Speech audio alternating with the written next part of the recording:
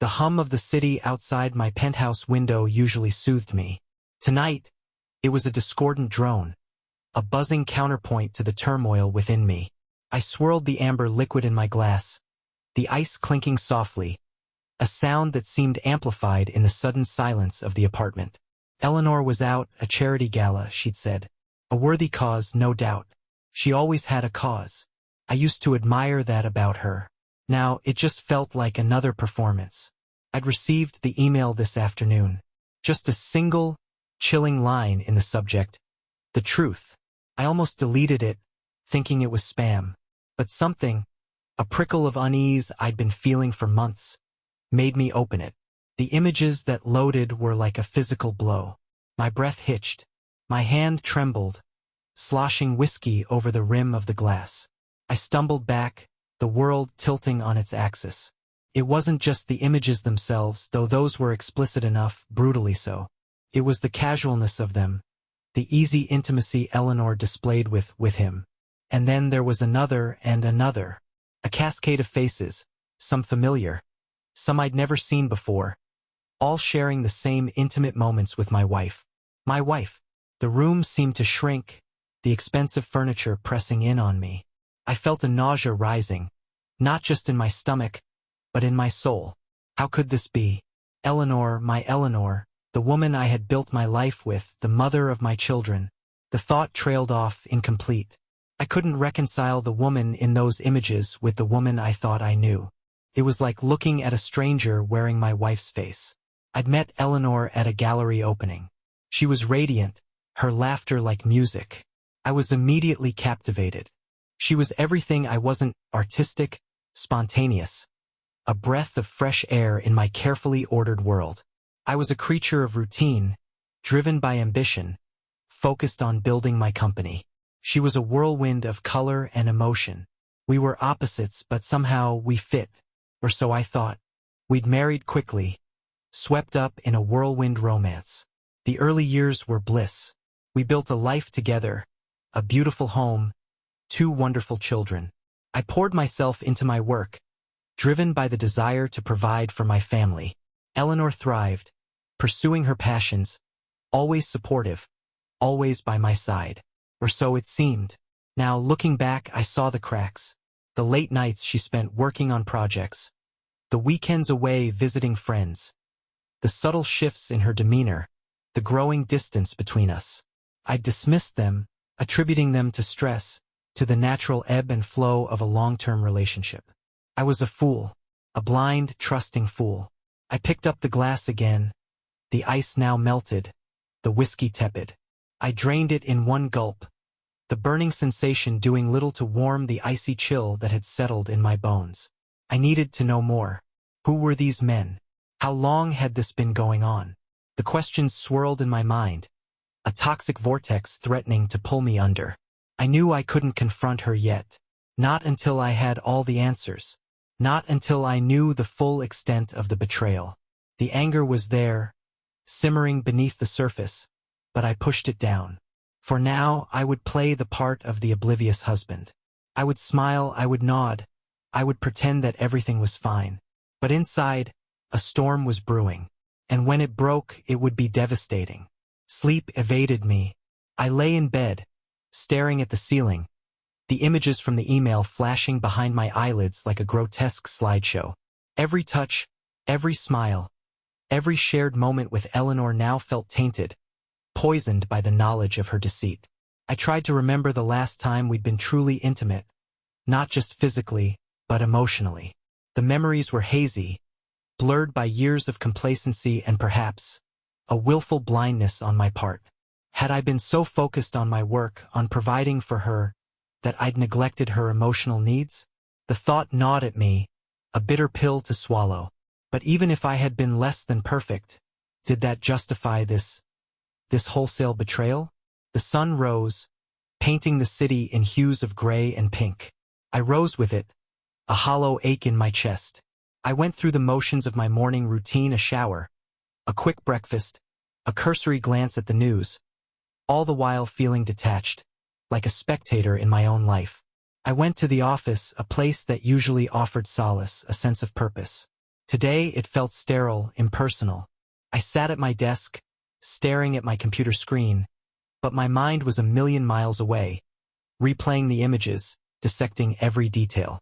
I knew I couldn't continue like this. I needed answers. I needed to understand. I picked up the phone and dialed the number of a private investigator I'd used once before on a corporate matter.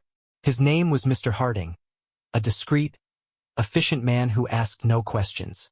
I explained the situation, or rather, the part one was willing to share.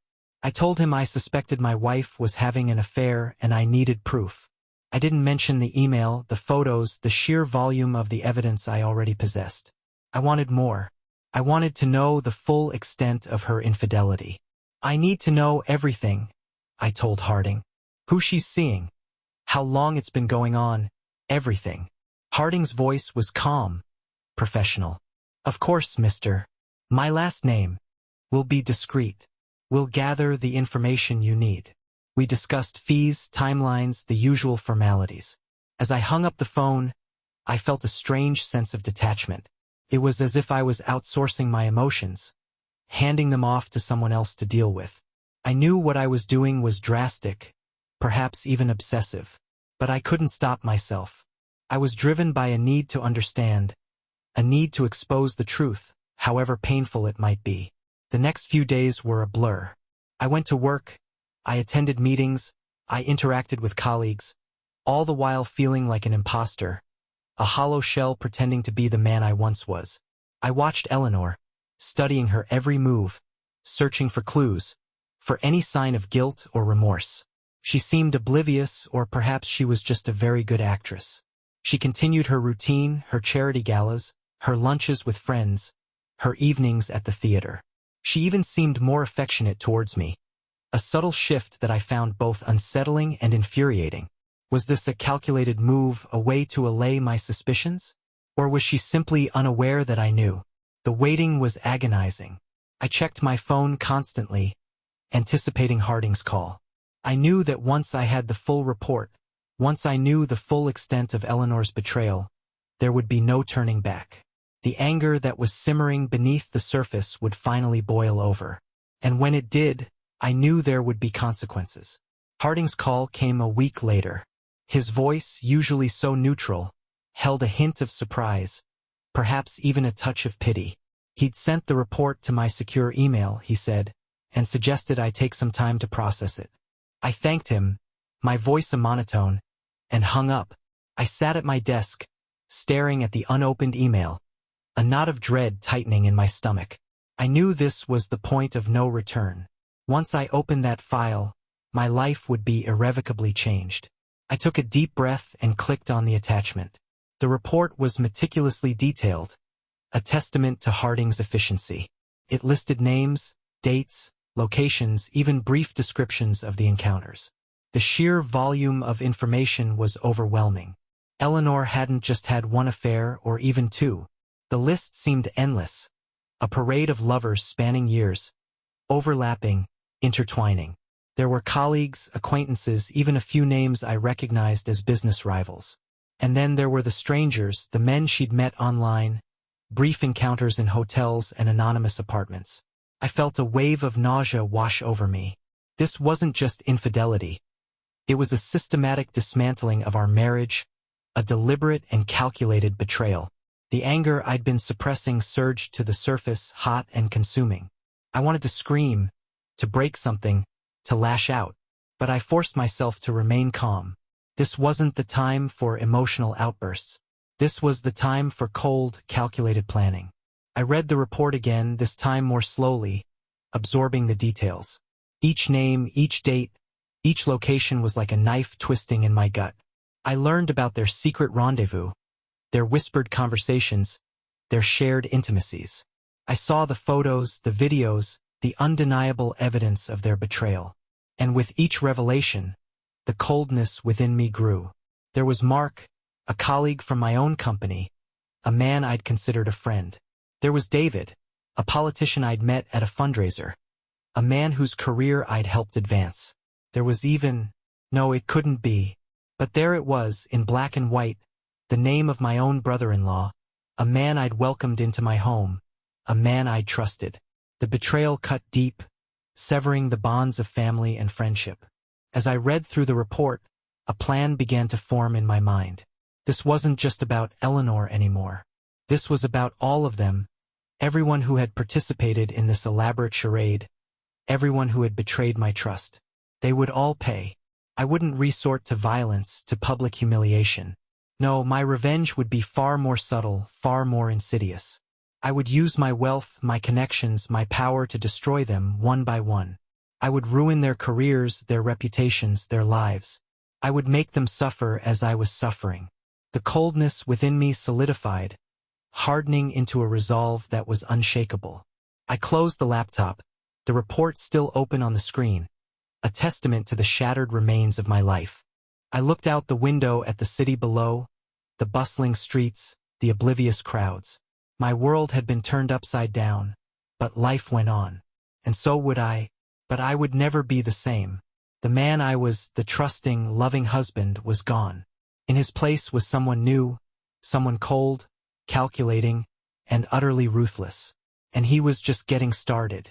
The first step was the hardest. I had to maintain the facade of normalcy, to pretend that I was still the same man, the loving husband, the devoted father. It was a performance worthy of an Oscar. I smiled at Eleanor. I kissed her goodbye in the mornings. I asked about her day, all the while feeling a growing disgust. Each touch felt like a violation, each word a lie. I started subtly withdrawing affection. I became more distant, more preoccupied with work. I moved into the guest room, claiming I needed space to focus on a new project. Eleanor, used to my constant attention, seemed confused, even a little hurt. She tried to draw me out, to rekindle the intimacy we'd lost. I allowed her to try, even encouraged it, all the while feeling a perverse satisfaction at her growing anxiety. I began to observe her more closely, studying her behavior, her interactions with others. I noticed the subtle glances at her phone, the hushed phone calls, the furtive meetings with friends. I knew she was still seeing them, still carrying on her affairs. The knowledge fueled my anger, but I kept it tightly controlled. I needed to be patient. My revenge wouldn't be a sudden explosion. It would be a slow burn, a carefully orchestrated campaign of destruction. I started with small things. I accidentally deleted contacts from her phone, misplaced her keys, forgot to pass on important messages.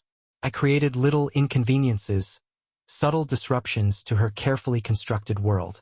She became increasingly frustrated, her temper growing shorter, her patience wearing thin.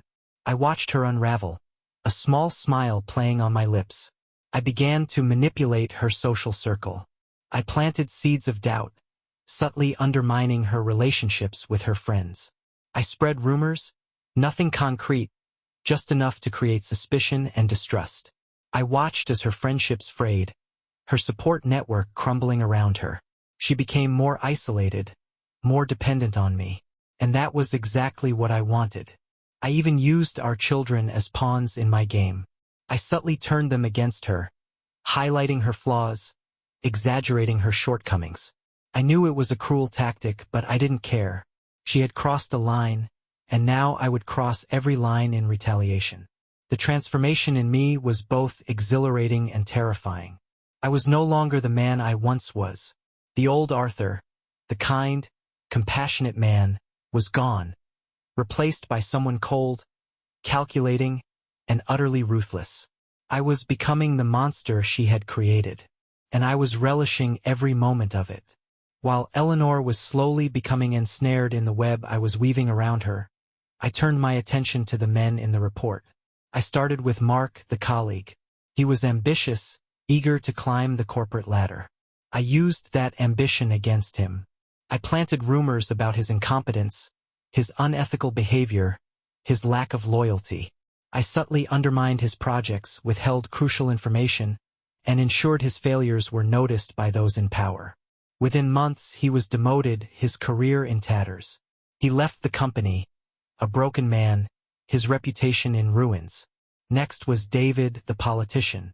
He was a rising star, charismatic and well-connected.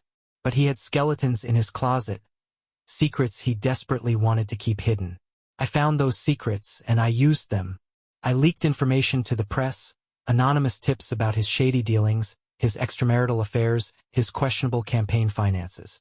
The scandal erupted just weeks before the election, effectively ending his career. He withdrew from the race, his reputation tarnished, his future uncertain. One by one, I targeted the men on the list. Each one received a personalized form of retribution, tailored to their weaknesses, their vulnerabilities. A business rival was audited, his company crippled by fines and legal challenges. A socialite was ostracized, his reputation destroyed by carefully placed rumors. A family friend was blackmailed, his secrets exposed to his wife and children. My methods were ruthless, precise, and utterly devoid of remorse. I used my wealth, my connections, my power to inflict maximum damage. I was judge, jury, and executioner, dispensing my own brand of justice. And with each act of revenge, the coldness within me grew, solidifying into a chilling sense of satisfaction. I was meticulous in my planning, leaving no trace of my involvement. I used burner phones, encrypted emails, and intermediaries to ensure my anonymity.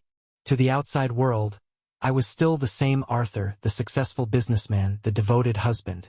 But behind the facade, I was a different man, a man driven by a thirst for vengeance. The irony wasn't lost on me. In my quest to punish those who had betrayed me, I was becoming the very thing I despised. I was becoming a manipulator, a liar, a destroyer of lives. But I didn't care.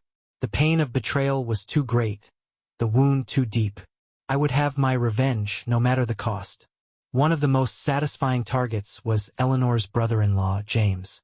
The sense of betrayal was particularly acute with him. He was family, someone I had trusted implicitly. He was a successful lawyer, arrogant and self-assured. His weakness, I discovered, was his gambling addiction. He owed a substantial sum to some rather unsavory characters. I discreetly settled his debts, then anonymously provided those same characters with information about his illicit activities, his shady clients, his unethical practices. His world imploded. He was disbarred, his reputation in ruins, his marriage on the rocks. He became a pariah, shunned by his colleagues, his friends, even his own family. Another target was a young entrepreneur named Alex. He had started a tech company that was gaining traction in the market, a potential competitor to my own. He was also, according to Harding's report, one of Eleanor's more recent conquests. I used my financial clout to buy out his investors, effectively crippling his company. I then poached his key employees, leaving him with nothing but a shell of a business and a mountain of debt. He was forced to declare bankruptcy, his dreams of success shattered. With each fallen target, I felt a surge of power, a sense of control. I was rewriting the narrative, shaping the destinies of those who had wronged me. The world was my chessboard and they were my pawns. I moved them around, manipulated them, sacrificed them without a second thought. The coldness within me deepened, the emptiness expanding. I knew what I was doing was morally questionable, perhaps even reprehensible. But I couldn't stop. The thirst for revenge was all-consuming, a driving force that pushed me forward.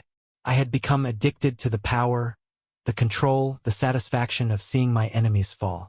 The city, once a source of inspiration and energy, now felt like a hunting ground. I saw potential targets everywhere, their weaknesses and vulnerabilities laid bare before me. I was a predator, stalking my prey, waiting for the opportune moment to strike. The old Arthur, the man who valued fairness and compassion, was a distant memory. In his place was a ruthless, calculating machine, driven by a single-minded purpose: revenge. As my campaign of destruction continued, Eleanor seemed to sense that something was amiss. Her world was shrinking, her once vibrant social life reduced to a handful of strained relationships. Her friends, those who hadn't completely distanced themselves, treated her with a wary politeness, their conversations laced with veiled suspicions. Her confidence, once unshakable, began to crumble. She became more attentive to me, more eager to please. She apologized for her emotional distance, blaming it on stress and work pressures. She showered me with affection, with gifts, with elaborate dinners and romantic gestures. It was a pathetic attempt to win back my favor, a desperate plea for forgiveness for transgressions she didn't even know I was aware of. I played along, feigning ignorance, offering reassurances and empty promises. I even allowed her to believe that our relationship was improving, that we were reconnecting. It was a cruel deception, but I felt no remorse. She had deceived me for years, and now it was my turn. I encouraged her dependence on me, subtly undermining her own financial independence. I suggested she scale back her projects, her volunteer work, her charity events. I offered to take care of the finances, to manage her investments, to simplify her life. She readily agreed, grateful for my support, oblivious to the trap I was setting. I watched as she became more and more reliant on me, her world shrinking to the confines of our penthouse apartment. Her friends were gone, her family distant, her own resources dwindling. She was trapped, isolated, and completely vulnerable. And I, her loving husband, held the key to her cage. The satisfaction I derived from this manipulation was perverse, but undeniable. I was the puppet master, pulling the strings, orchestrating her downfall. She was the unwitting pawn in my game, dancing to my tune, oblivious to the final act that was about to unfold. The storm was gathering, the tension building. Soon, the facade would drop, the truth would be revealed, and the full force of my revenge would be unleashed.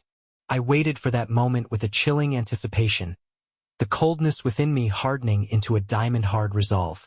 With Eleanor isolated and vulnerable, I turned my attention to her family. I started with her parents, subtly sowing seeds of discord between them. I hinted at financial improprieties, exaggerated minor disagreements, and planted doubts about their loyalty to each other. The once solid foundation of their marriage began to crack under the strain. I then focused on her sister, subtly manipulating their relationship. I played the concerned brother-in-law, offering unsolicited advice, highlighting their differences, and subtly undermining their trust in each other. Their once close bond began to fray, replaced by suspicion and resentment. Eleanor, already reeling from the loss of her friends and social circle, was devastated by the disintegration of her family relationships. She tried to mend the rifts, to bridge the growing divides, but her efforts were met with resistance and mistrust. She was alone, adrift in a sea of animosity, her anchor to the world severed. I watched her struggle, her pain fueling my own twisted sense of satisfaction. She had betrayed me, and now she was paying the price. Her world was crumbling around her, and I, the architect of her destruction, was there to witness it all. The final piece of the puzzle was her children. I had been subtly influencing them for months, planting seeds of doubt about their mother's love and loyalty. I highlighted her flaws, exaggerated her shortcomings, and painted her as a selfish, neglectful parent. The children, young and impressionable, began to question their own perceptions, their love for their mother tainted by suspicion and resentment. It was a cruel tactic, I knew, but I felt no remorse. Eleanor had shown no mercy in her betrayal, and I would show none in my revenge. She had broken my heart, destroyed my trust, and shattered my family. Now it was her turn to suffer the consequences. The stage was set, the players in place. The final act was about to begin, and I, the director of this tragic play, was ready to bring down the curtain. The night I chose to reveal everything was a cold, blustery one. Rain lashed against the windows of our penthouse apartment, mirroring the storm raging within me. Eleanor was dressed for another charity gala, oblivious to the fact that this was the night her world would end. I waited until she was ready to leave, her face carefully made up, her expensive gown shimmering under the soft lights. She looked beautiful, radiant even. It was a stark contrast to the hollow shell I knew she would soon become. "Eleanor," I said, my voice calm, steady. "There's something we need to talk about." She turned, a smile playing on her lips. "Can't it wait, darling? I'm already late." "No," I said, my voice hardening. "It can't wait." I led her to the study, the room where I had spent countless hours plotting my revenge. I closed the door behind us, the sound echoing in the sudden silence. I turned to face her, my expression unreadable. "I know," I said simply. Her smile faltered, her eyes widening in confusion. "Know what?" "About your affairs," I said, the words hanging heavy in the air. The blood drained from her face, leaving her pale and shaken. I don't know what you're talking about," she stammered, her voice barely a whisper. "Don't lie to me," I said, my voice rising. "I have proof. Photos, videos, the whole sordid story." I watched as the realization dawned on her, the shock, the denial, the fear. She tried to speak, to defend herself, but the words wouldn't come. She just stood there, trembling, her carefully constructed facade crumbling before my eyes. I reached into my desk drawer and pulled out a folder. It contained Harding's report, the photos, the videos, the undeniable evidence of her betrayal. I tossed it onto the desk, the sound of the papers scattering like a gunshot in the quiet room. "Read it," I said, my voice cold, emotionless. "See for yourself the extent of your deceit." She hesitated, then slowly reached for the folder. As she flipped through the pages, her face contorted in a mixture of horror and disbelief. The truth was laid bare before her, the full extent of her betrayal exposed in all its ugliness. I watched her crumble, her body shaking with sobs, her carefully constructed world collapsing around her. It was a sight I had longed for, a moment I had savored in my imagination.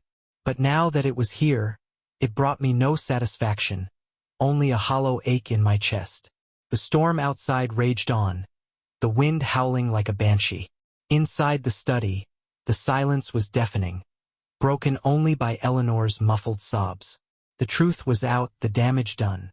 And I, the architect of her destruction, was left standing amidst the wreckage, a hollow shell of the man I once was. Eleanor's initial shock gave way to a torrent of emotions.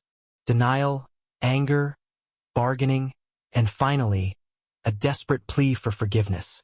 She fell to her knees, clutching at my legs, her tears soaking through my trousers. She begged me to understand, to forgive her, to give her another chance. She blamed her actions on loneliness, on insecurity, on the pressures of being the wife of a successful man. She swore she loved me, that I was the only one who truly mattered. I looked down at her, my heart a block of ice in my chest. Her words were meaningless, empty promises from a woman who had betrayed me in the most profound way imaginable. I felt no pity, no compassion, only a cold, hard anger. "Get up," I said, my voice devoid of emotion. She looked up at me, her eyes red and swollen, her face streaked with tears. "Please, Arthur," she begged. "I'm so sorry. I'll do anything to make it right." "It's too late," I said, my voice flat. "The damage is done." I pulled away from her grasp, her fingers slipping from my legs. She crumpled to the floor, a broken figure amidst the wreckage of her own making. I watched her for a moment, a flicker of something akin to pity stirring within me, but I quickly extinguished it. She didn't deserve my pity. She deserved my contempt. "You've destroyed everything," I said, my voice rising. "Our marriage, our family, my trust. You've left me with nothing." "No," she cried, her voice raw with despair. "I still love you. We can fix this." "Love?" I scoffed. "You call that love? Betraying me with countless men, lying to my face, destroying my family? That's not love, Eleanor. That's sickness." She shrank back from me, her eyes wide with fear. The woman I had once loved, the woman I had built a life with, was gone. In her place was a stranger, a pathetic creature consumed by guilt and shame. I turned away from her, unable to bear the sight of her any longer. I walked to the window, the rain still lashing against the glass. The city lights blurred through the wet pane, a kaleidoscope of colors that mocked the darkness within me. I had achieved my revenge. Eleanor was broken, her world shattered. But the victory felt hollow, the satisfaction fleeting. The emptiness within me remained, a gaping wound that refused to heal.